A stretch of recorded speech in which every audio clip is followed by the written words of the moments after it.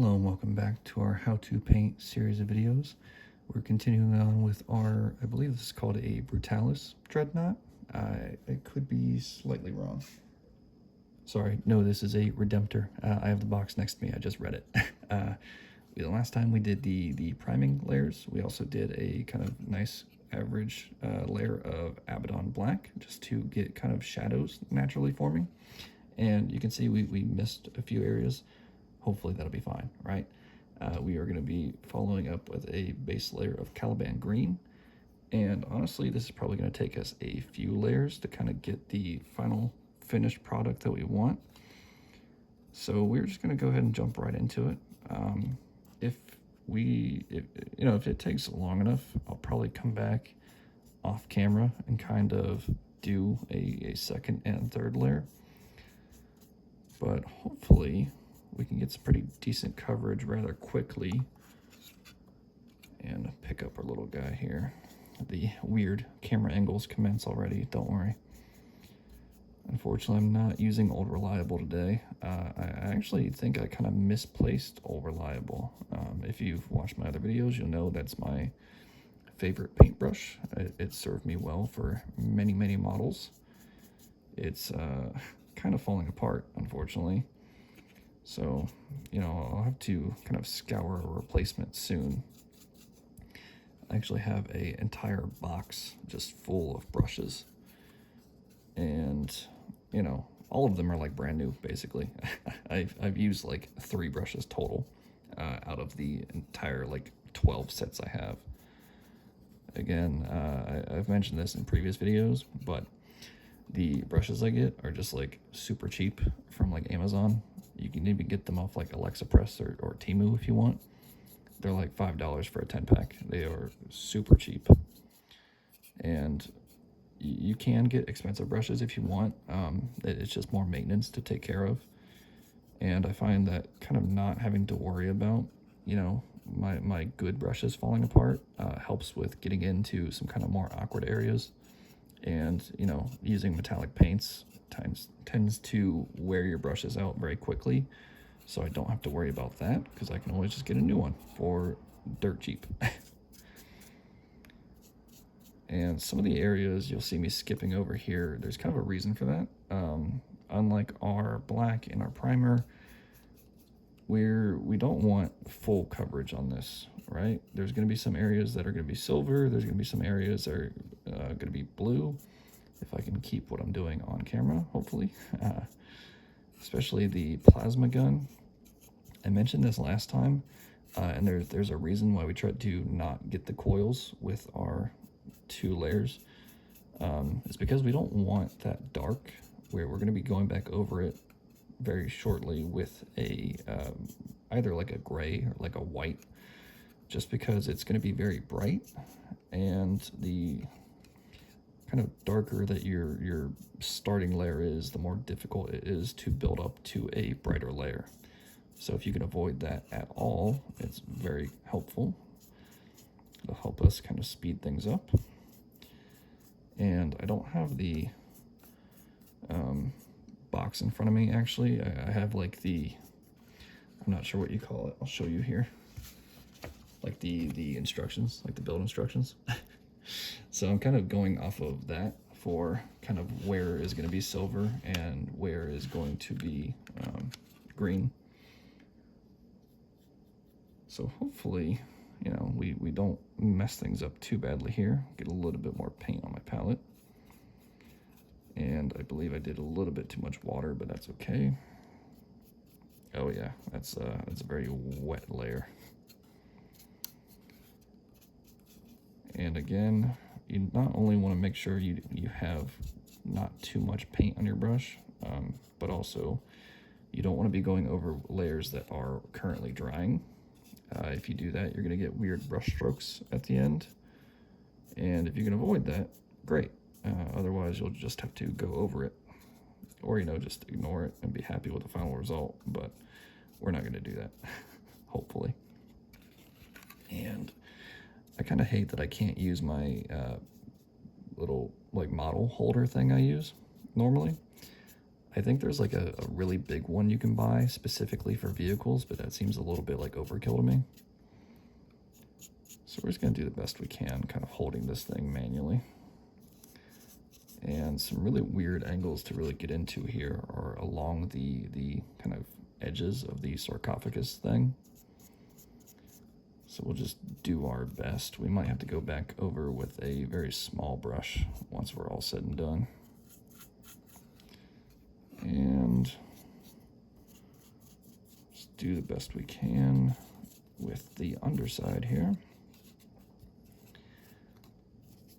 I've talked about the Horus Heresy Dark Angels models, books previously. I've read the first two. I think they're great. Specifically the first one. I think it's probably the best Horus Heresy book, other than like the original three, obviously.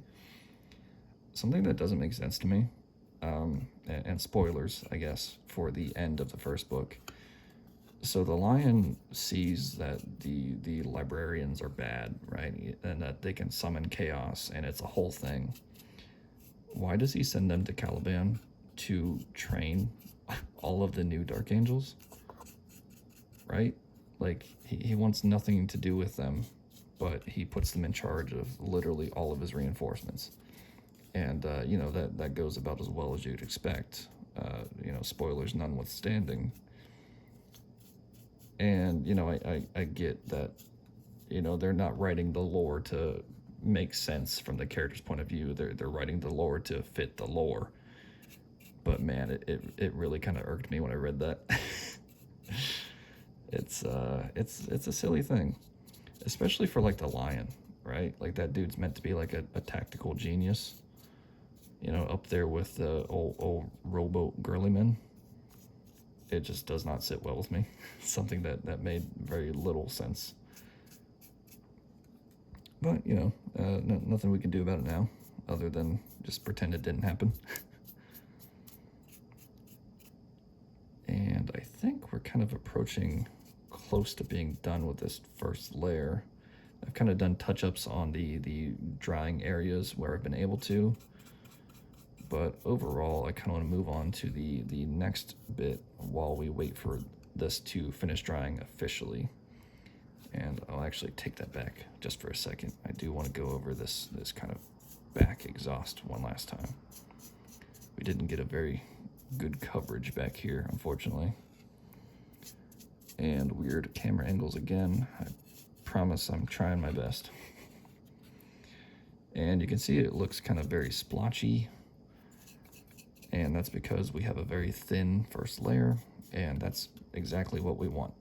If your model is completely covered in like one solid layer, that might look fine if you're just doing one layer, and you're not doing any colors over that or any you know extra layers on top of that. But if you're doing like 3 layers because you're trying to use, you know, shades and you're building up to a certain color, your paint's gonna look super thick if each layer is, you know, perfect coverage. So you kind of want to avoid that. You want to give yourself an opportunity to make mistakes and not have to worry about not being able to cover it because your paint's way too thick. And, you know, worst case scenario, if you're not comfortable with you know, thinning your paint yet, is just kind of go too thin to start with. You can always add more paint, but you can't always take it away. So when in doubt, just add more water. You know, that's kind of the best advice I can give you if you're just starting out or you don't really understand what the whole thinning your paints thing means. If you want, you can even use paint thinner, as the name implies, I guess.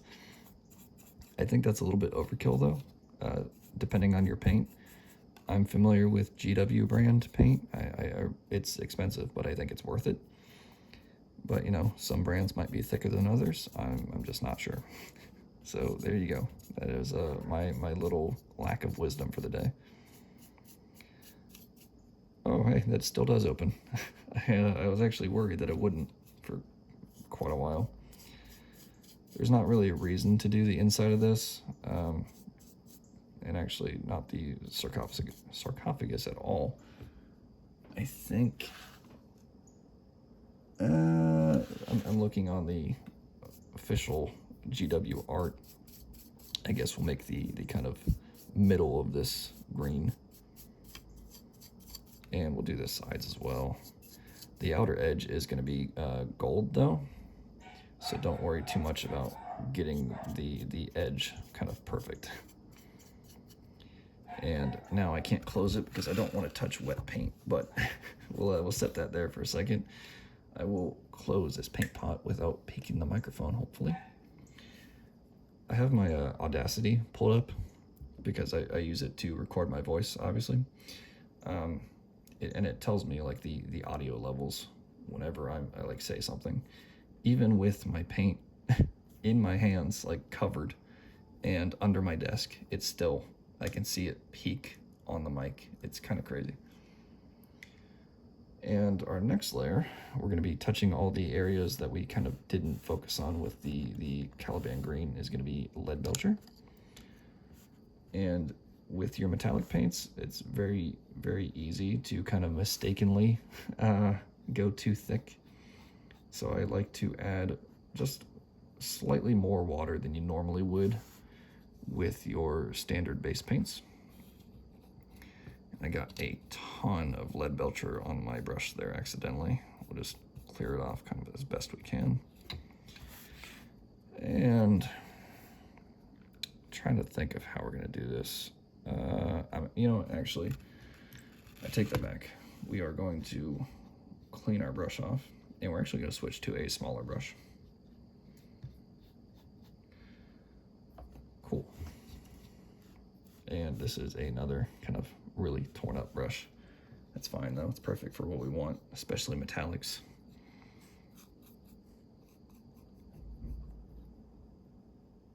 And we'll get some more paint on our brush. Perfect. And we'll start with the little exhaust tips here. Again, don't worry about your paint being too thin. You can always go over it with more layers. You just kind of want to get as much coverage as you can. And awkward camera, I'm sorry.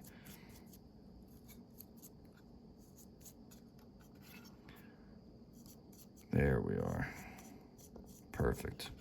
If you're like really finicky with it, you can get a very small brush and do the inside as well. But honestly, I don't see a purpose for that. So I'm not gonna go that extreme. And we'll kind of do these little coils here. I'm not really sure what they're meant to be, but I feel like they would be silver. I think that's the color they are on my other Dreadnought, so we will continue that theme. And the kind of back of the legs here are all going to be silver as well.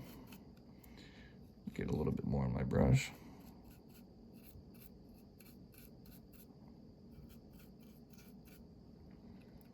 Just kind of hit the side joints as much as we can. And don't worry too much about the interior. Get it as best you can, but it's very difficult to see, so it's going to be very difficult to paint. It's kind of the general rule of thumb. Unless you have some crazy angles you can reach, which I'm not very good at that. It's going to be a little bit hard. And try to keep my thing in the center here so it stays focused. And you want to get the awkward angles, kind of the underside of the foot here, not the, I don't know what you call them, the feet, I guess, the little like toes. You just want to get the kind of ball joint above them. And if your bottom of your feet on your model is a little bit splotchy and doesn't look great, don't worry about it too much, because depending on what you do, it's going to get covered with a base paint anyway, like Sterling Mud, for example. It's just going to cover the feet, so don't worry about it looking pristine. And if you don't cover the feet, you can always go back over it later, so don't stress about it too much. And we're moving on to the old plasma gun. I think most of it's going to be black if we kind of follow the box art, which I try to. for the most part for these videos, except the key change is this isn't going to be a blueberry. This is Dark Angels. We are changing it up in that regard. And once again, I am very excited to paint the plasma gun, specifically the coils. There's a lot of little fun techniques you can do with that, and I've kind of found my favorite. So I'm going to do my best to showcase that once we get to it. It won't be this part. It'll probably be, I wouldn't even say the next part. Probably be like part 4, right? Somewhere around there. And I think, no, we'll leave it. We will do the kind of back of these. I don't know what you call them. They kind of look like torpedo tubes. this bottom part of the plasma gun.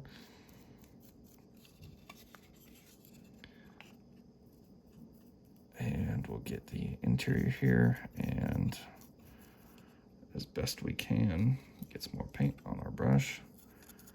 These little, I don't even know what you call them, energy cells, I guess.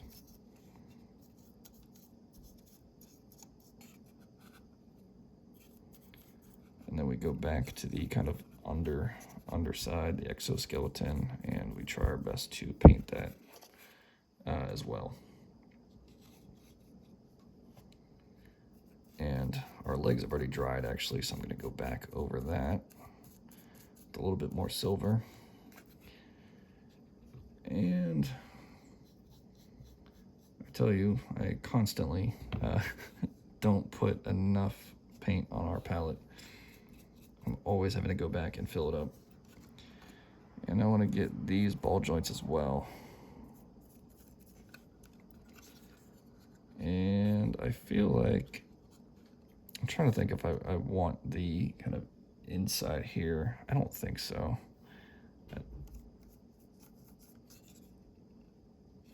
Awkward angles, as always. There we are. And we also want to get this flamer down here. We'll just do the whole thing. If I can stay on video here, hopefully.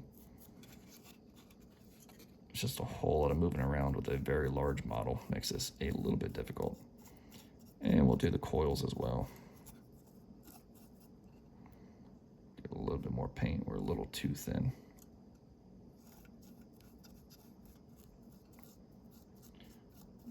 And that should just about do it. I'm trying to... I'm constantly going back and forth between the kind of box art and our actual model just to kind of gauge what I need to do next. It is a constant battle of paying attention. Plus, you know, looking at the camera screen to tell whether I'm actually on camera or not. Juggling a whole lot right now, don't worry. And we'll do the gun as well. I still need to switch this top kind of missile launcher around to be facing the right way, but I haven't quite done that yet. And we'll leave the front of it alone. I think in terms of the entirety here, we're kind of almost finished with getting things the color we want. And again, I'll probably do it off camera, but I will go back over and do probably another 1 or 2 layers of our basic Caliban green layers, and we'll probably do another layer of silver just for good measure. But that's going to take, you know, another 20 minutes of just doing the same thing, so I will save you guys that trouble. I think I'm probably going to wrap it up for here, actually. When we come back, we'll hit a lot of these smaller details. We might get to the plasma gun, just depending on how much time we kind of have left. And after that, if I have the stuff to do it, we might do the base, but we will definitely also do some dry brushing and edge highlighting. Good Lord. But so that is all for this part. If you enjoyed this and you want to see more videos like it, consider subscribing. I also have a Patreon, and if you like what I do and you want to see it more often, feel free to join that. The lowest you can do is $1 a month, and I would greatly appreciate it. If not, don't feel pressured. I'm not your dad. I can't make you do things. But I want to thank you guys very much for watching, and hopefully you will join me in the next one.